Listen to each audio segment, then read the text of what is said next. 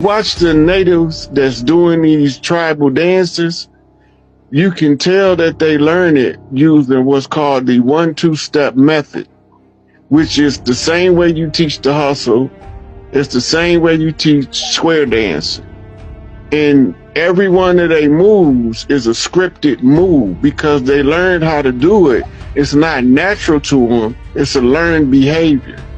But when you see them Crips sea walking and them Bloods be walking, then you know that's not scripted. It's coming from their soul. It's their culture being expressed in tribal dance.